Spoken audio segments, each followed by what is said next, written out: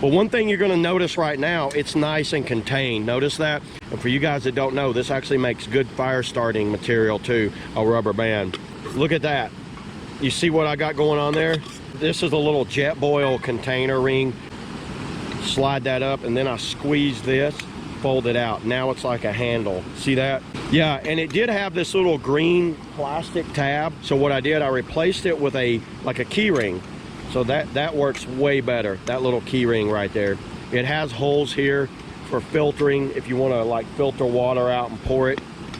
Now check this little guy out. This stove is, I think it's called the Hornet. So it's something that I've had in this kit and I've been using for a while. Last but not least, check this out.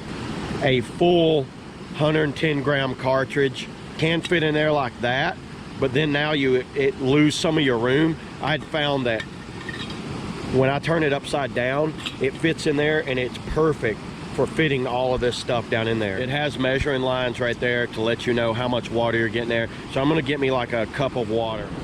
Much rather have too much than not enough. You can see the lines in there.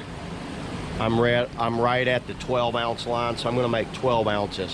Is that not cool? Look at that. I'm gonna go ahead. You wanna lock these little things out. Turn that all the way up. Woo, look at that. How about that?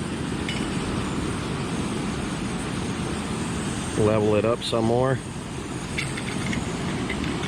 Get the little ring.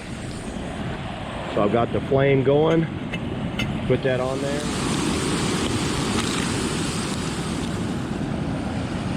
All right, there it is. That was around about 2 minutes. And look how well that thing holds that.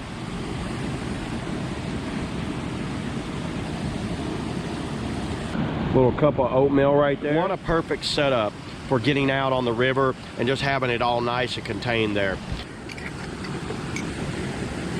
How about that? Got the rubber bands here. The rubber bands help hold it all together. Look at that. So there's the whole system. I will catch you guys next time.